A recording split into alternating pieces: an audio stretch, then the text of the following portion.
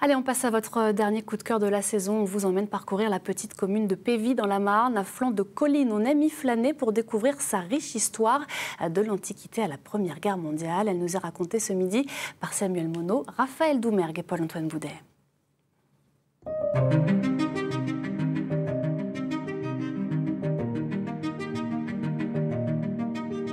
Je vous propose aujourd'hui une balade à Pévy, petit village viticole de 226 habitants niché dans le massif de Saint-Thierry avec un atout notamment, son église tout juste rénovée, construite au XIIe siècle d'inspiration romane et gothique. C'est un véritable bijou, je vous y emmène. Elle surplombe le village comme si elle veillait sur lui. Sur les hauts murs de l'église s'affiche un chevet plat du XIIIe siècle et cette forme triangulaire avec ses trois oculis symbolisant la Trinité. Une prouesse architecturale, une exception dans la région. Rodolphe Gissinger a piloté pendant 1 an la rénovation de la bâtisse. Les derniers travaux que nous avons menés consistaient à renforcer les maçonneries, régénération profonde avec des reprises structurelles et également une reprise complète de toute la charpente et de la couverture en tuiles qui était fuyarde et hors d'usage. Il faut savoir que les derniers travaux menés sur l'église dataient de 1920, période de reconstruction de tout le secteur, et les matériaux étaient hors d'usage, donc il était temps d'agir. L'église compte en son sein une autre particularité, ce retable du XVIe siècle relatant la vie de Saint Jean-Baptiste. Il est parfaitement complet.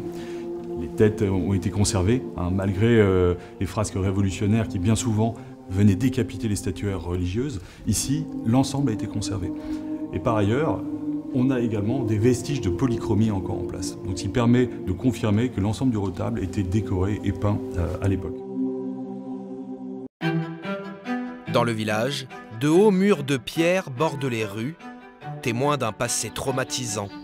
Pendant la Première Guerre mondiale, Pévy est à quelques kilomètres du front et du chemin des Dames. Dans la guerre de 14-18, Pévy a quand même été bombardée. Et les rues ont été réélargies suite au bombardement. Il y a des maisons qui n'ont pas été reconstruites. Et puis bon, ça a été reconstruit beaucoup en pierre, je dirais, comme il peut y avoir là, tout ça. Daniel Vaquette dirige Pévy depuis 30 ans. Un homme discret, sauf quand il s'agit de vanter les atouts de son village. Il tient à nous montrer ce curieux bassin d'eau le long de la rue principale. On y piquerait bien une tête. Pour les enfants, c'est très tentant. Donc c'est pour ça que la baignade est interdite. Ce gué servait aussi à l'alimentation du bétail, parce qu'il n'y avait pas d'alimentation avant 1930, il n'y a pas d'alimentation dans les fermes, c'était uniquement à la pompe à main. Et donc les agriculteurs qui avaient de l'élevage faisaient boire leurs vaches dans ce gué. Pévy et ses jolis coteaux en pente douce prennent place dans la région viticole la plus au nord de la Champagne. À l'époque gallo-romaine, le village s'appelait Pavium, puis il a été renommé Pesviti au Moyen-Âge. Pesviti, ça veut dire au pied des vignes. Et vous l'avez remarqué, la vigne fait partie intégrante du paysage. Ici, il y en a pour environ 95 hectares dans le village. 14 viticulteurs font vivre le champagne dans la commune.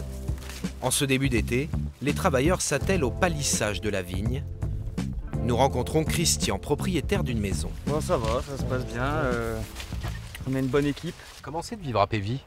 C'est vrai que c'est vert, c'est beau, mais voilà, moi j'y pense pas. Par contre, quand je vais en ville, je n'aime pas. Dans les années 60, avec ses parents, ils troquent leur blé, leurs betteraves et leurs vaches pour des pieds de vigne. Ça a bien marché, oui, parce que après, j'ai loué des parcelles, j'en ai acheté, et puis là, dans l'année, ça a avancé. Après, j'ai commencé à faire du champagne, mais mes parents ont planté la vigne en même temps que moi en fait, parce qu'ils n'en avaient pas beaucoup, ils avaient une vingtaine d'arbres. En 1825, le département de la Marne décrivait Pévy comme un village incliné avec des rues étroites bâties dans la pente d'une montagne regardant le soleil levant et couronné de vignes. 2 siècles plus tard, c'est comme si rien n'avait changé.